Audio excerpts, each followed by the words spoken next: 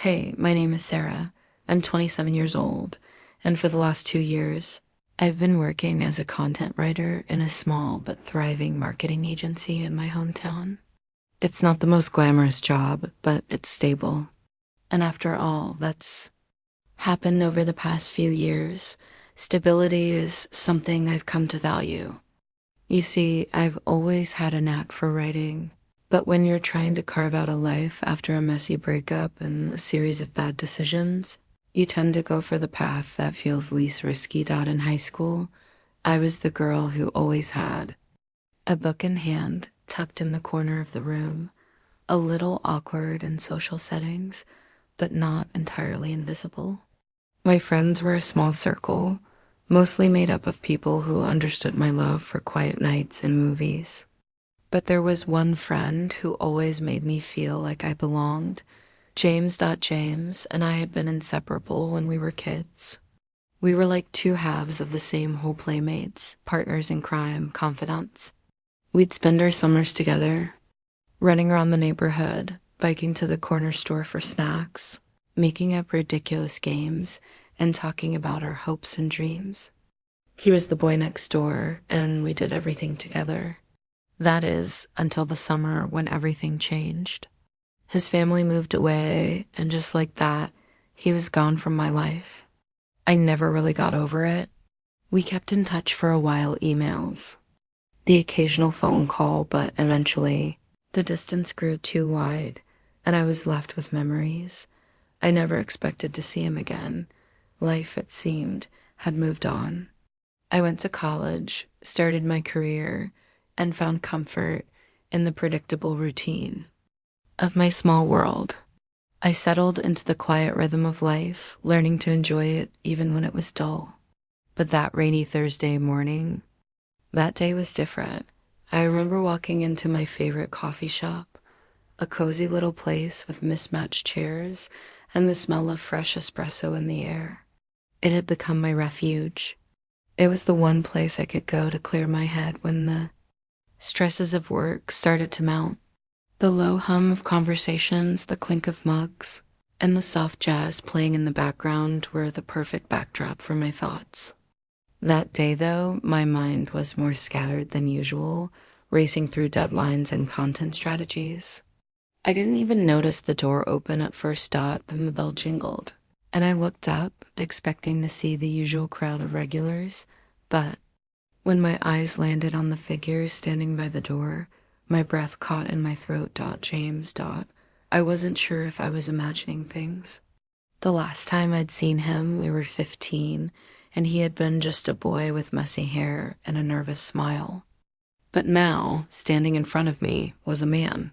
He was taller, his shoulders broader, and there was a confidence about him that wasn't there before. His dark hair was styled neatly, and he wore a crisp black jacket that made him look almost too polished for this place. His eyes met mine, and for a moment, everything around us seemed to disappear. I wasn't sure if it was the surprise of seeing him or something more, but my heart skipped a beat. "Sarah?" he asked, his voice a little hesitant but warm. I blinked, not sure if I was dreaming or just seeing things. "James?" I finally said, my voice coming out in a breathless whisper. He smiled, and something in that smile made my heart ache.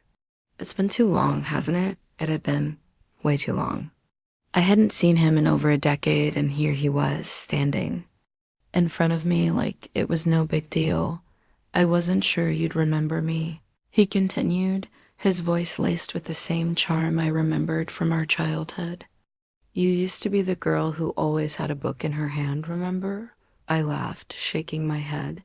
How could I forget? "You were the one who could never sit still." He chuckled at that. "Some things never change." I stood there just staring at him for a moment, wondering how so much time could have passed, and yet it felt like no time at all. He was still the same James in many ways, the same infectious energy, the same warmth, but there was something different now. I could see it in his eyes. He wasn't the same boy I remembered. He had grown into someone else, someone I wasn't sure how to navigate. So, what's new with you? I asked, trying to act casual. But my mind was racing and my heart was beating faster than it should have been. I wasn't sure why seeing him had this effect on me. Maybe it was the way he looked at me, or maybe it was just the shock of seeing someone who had once been so integral to my life, only to be gone without warning. We spent the next hour talking, catching up on our lives. James told me about his work in real estate, the cities he'd lived in, and the travels he'd undertaken. He seemed so worldly, and I couldn't help but feel a little envious of all the experiences he'd had. I told him about my job at the agency, the friends I'd made, and how I'd settled into a quiet life after all the chaos of my early 20s. But through all the stories, all the memories, there was this undercurrent between us, something unspoken. It wasn't the way we had once been carefree, innocent. It was deeper now, more complicated. The dynamic between us had shifted, and it wasn't just me who noticed it. As the conversation wound down, I realized just how much I had missed him, how much I had missed having someone in my life who had truly known me. But there was a part of me that couldn't quite figure out how to reconcile the child I had been with the woman I had become. You know, James said as we stood up to leave, I'm glad I ran into you today. I've been meaning to reach out, but I wasn't sure if you'd want to hear from me. I felt a pang in my chest, something I couldn't explain. I had wanted to hear from him. I had wanted it for a long time, but I couldn't let myself admit that. Well, I said, forcing a smile. It's good to see you again, James. Really good. And then, as he stepped toward the door, he turned back, his eyes meeting mine with a look that sent a chill down my spine. How about dinner tomorrow? We can catch up some more. I hesitated for a moment, the pull of the past tugging at my heart, but I nodded, unable to deny how much I wanted to say yes. Sure, I replied, my voice quieter than usual. Dinner sounds great. As I watched him walk out of the coffee shop, a strange feeling washed over me. This wasn't just a simple reunion. This was something more, and I had no idea where it was going to lead. But part of me knew, deep down, that nothing would ever be the same. Dinner the next evening was both familiar and foreign. We met at a small, intimate restaurant that had been one of our favorite hangout spots when we were younger. The low lighting and the cozy atmosphere made it feel like time hadn't passed at all. But everything between us felt different now. Every glance, every smile carried more weight than it used to, and it wasn't just because we hadn't seen each other in years. There was an undeniable tension in the air, something neither of us could ignore. I arrived early, of course. I always did. It gave me a moment to gather my thoughts, to calm my racing mind. I wasn't sure what had come over me in the past 24 hours. Since seeing James, everything felt unsettled. My routine, the steady rhythm of my life, was suddenly out of sync, and I couldn't pinpoint why. It wasn't as if I'd harbored any lingering feelings for him. We had been childhood friends, after all. But then again, childhood friendships don't come with this kind of weight, this kind of electricity. When James walked into the restaurant, my heart skipped a beat. He looked incredible. His usual boyish charm was still there, but now it was wrapped in the confident demeanor of a man who knew exactly what he wanted. His hair was styled perfectly, his navy blue button-up shirt hugging his shoulders just right. His eyes met mine across the room, and without a word, I could feel the shift in the space between us. It was as though the years that had separated us had dissolved in that single look. He was still the same James, but he was so much more now. Smiled as he approached, and for a second I found it hard to breathe. I hadn't realized how much I had missed this. Hey, he said softly, his voice warm, like a melody I'd forgotten but instantly remembered. You look great.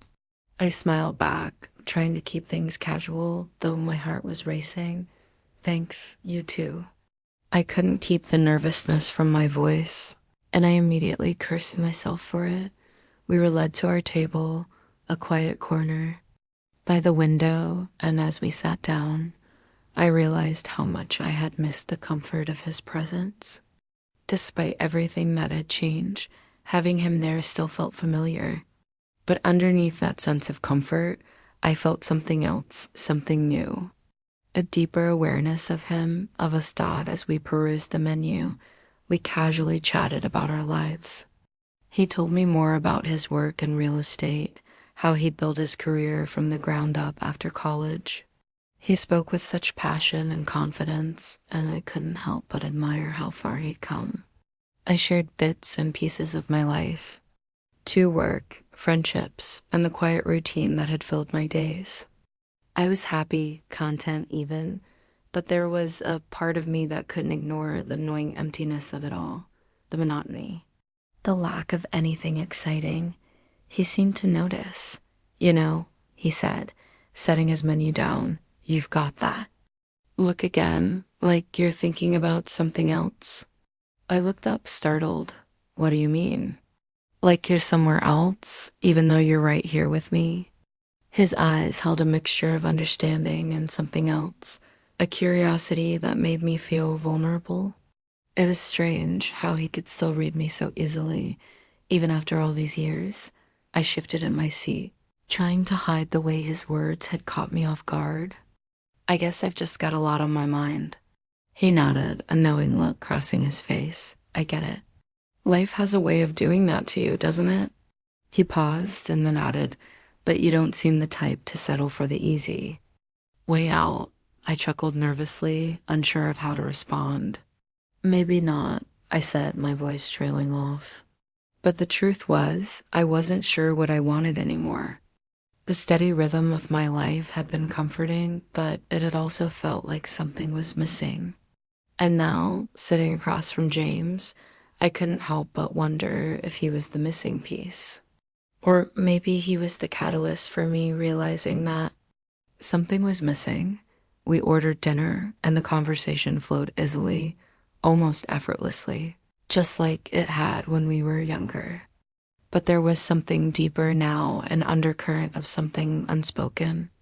As the night wore on, we found ourselves discussing our childhood memories, the games we used to play, and the adventures we'd shared. I can't believe how much. "Time has passed," James said, his voice tinged with nostalgia. "It feels like just yesterday we were kids running around the neighborhood." I smiled, my heart aching with the memories.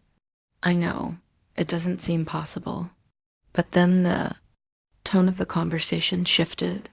He leaned forward slightly, his eyes locking with mine. There was a depth to his gaze that made my heart race. "Sarah, I need to ask you something," he said, his voice quiet and serious. My stomach fluttered nervously. "What is it?" "Do you ever wonder what would have happened if we hadn't lost touch, if I hadn't moved away, if we had stayed close?" His words hit me like a punch to the chest. I hadn't expected this. The question hung in the air between us, heavy with meaning. I swallowed, unsure of how to answer. Part of me wanted to say yes, that I wondered, that I'd always wondered. But another part of me was scared to admit that, scared to acknowledge how much I'd thought about him over the years. "I don't know," I said finally, my voice quieter than I intended. "I guess I never really thought about it." James nodded slowly, his expression softening. "Maybe that's the problem. We get so caught up in life that we forget to wonder about the things that really matter." I blinked, trying to absorb what he was saying. Was this just nostalgia talking, or was he hinting at something more? Before I could answer, the waiter arrived with our food, interrupting the moment. The tension between us wasn't gone, though. It lingered thick in the air. As we ate, we continued talking, but it wasn't the same. Every word felt more meaningful. Every glance carried a weight. I could feel it, this shift in the dynamic between us. After dinner, we walked out into the cool night air. The streets, were quiet, the sounds of the city muted by the stillness of the evening. We walked in silence for a few moments, both of us lost in our thoughts. Finally, James broke the silence. "Sarah," he began, his voice hesitant but sincere, "I need to be honest with you. I've thought about you a lot, more than I should have, maybe. But the truth is, I've never really gotten over you." His words caught me off guard, and I stopped walking, turning to face him. "James, no, let me finish," he said quickly, his eyes searching mine. "When I saw you again, something shifted. I didn't expect it, but I couldn't ignore it. You've always been important to me, and I don't know how to explain it. But I feel like I've missed something by not being a part of your life all these years." I stood there, speechless. My heart was pounding in my chest, and I didn't know what to say. I had never imagined that he felt the same way. "Do you feel it too?" he asked, his voice almost a whisper. I hesitated, my mind racing. Was this just a fleeting moment, or was it something more? Could I really open up my heart to him again after all this time? "Yes," I finally whispered, my voice trembling. "I feel it too." And in that moment, everything changed. What started as a rekindling of an old friendship was now something else entirely, something neither of us could ignore. And as we stood there in the quiet of the night, I realized that the path we were about to walk down was one neither of us had expected, but one we both were willing to take. The days following our confession felt like a whirlwind. Everything had changed so suddenly, so unexpectedly. James and I had crossed a line, one that neither of us had anticipated, but once it was crossed, there was no going back. The awkwardness that had filled the air between us that night was now replaced with a new kind of tension, one that was almost palpable. After that evening, we found ourselves texting and calling each other more frequently. What started as casual check-ins evolved into long conversations that stretched well into the night.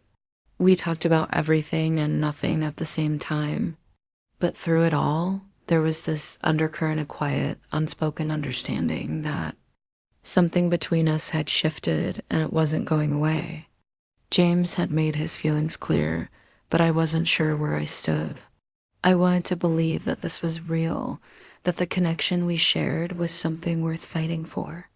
But the fears that had held me back all these years still lingered, threatening to pull me back into the safety of my comfortable, predictable life. We met again a few days later, this time at a park we used to visit as kids. It was a quiet, serene place, surrounded by trees with a small lake at the center. We sat on a bench near the water, the cool breeze rustling the leaves above us. The silence between us wasn't uncomfortable. In fact, it felt like the calm before a storm. James was the first to break the silence. "Sarah," he said softly, his eyes fixed on the water. "I know this is all moving fast, but I don't want to hide how I feel anymore. I've spent years thinking about you, about what we could have been, and I can't just let that go. I need to know if you feel the same way." I looked at him, my heart heavy with a mixture of emotions. I wanted to say yes, to tell him that. I was ready to take a leap into the unknown, to dive into something that had always felt like destiny. But I couldn't shake the doubts in my mind. "I do," I said, my voice barely above a whisper. "I feel it too. But I don't know what. It means I don't know what I'm supposed to do with these feelings."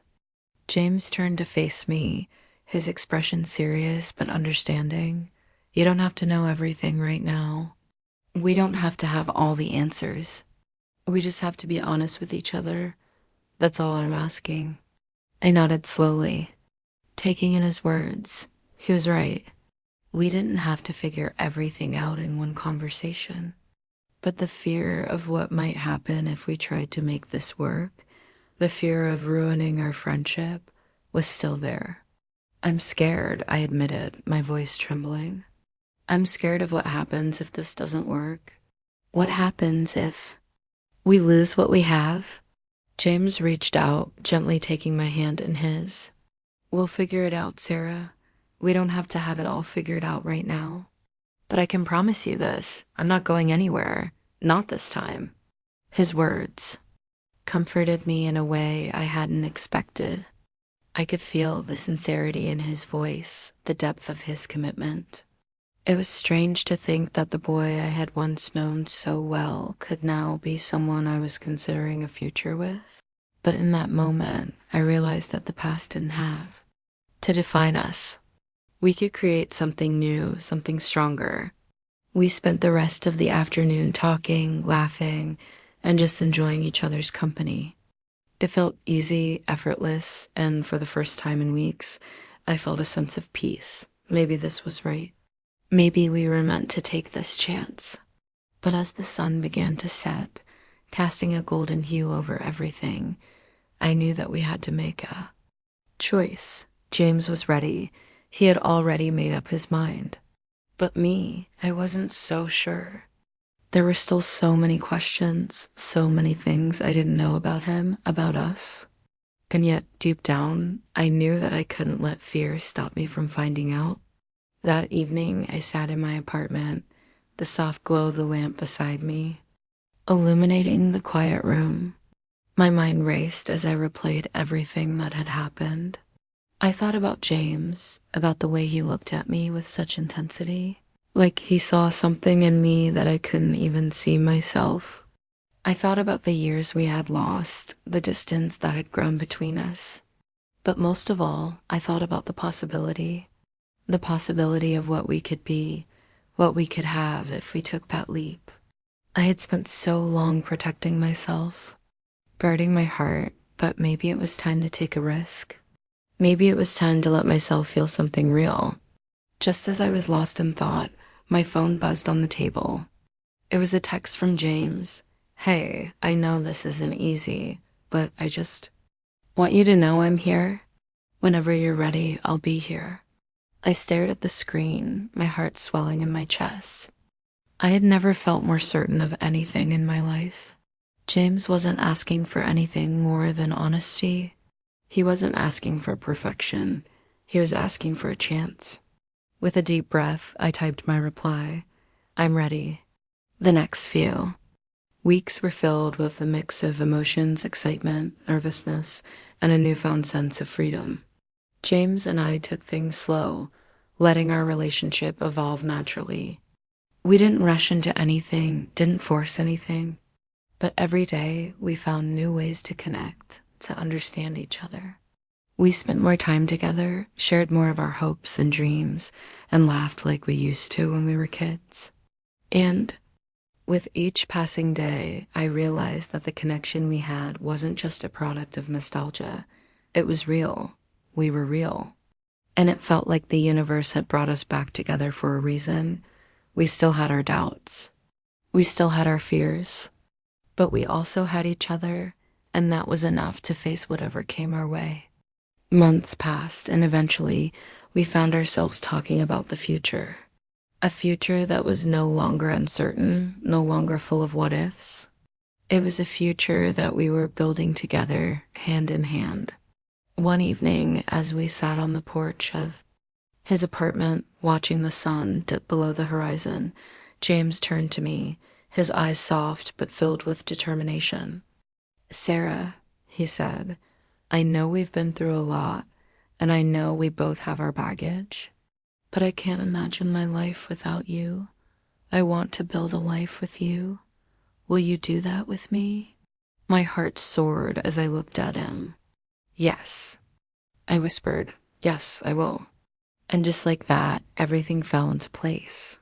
The childhood best friends who had lost touch, who had been brought back together by fate, had found their way to something real. Something beautiful. We didn't know what the future held, but we knew we were ready to face it together. Because sometimes love doesn't just happen by chance. Sometimes it's the thing that makes everything else make sense. And so we stepped forward, hand in hand, ready to see where this journey would take us. Whatever happened, we knew one thing for sure. Love had complicated everything, but it had also made everything worth it. Asked ChatGPT.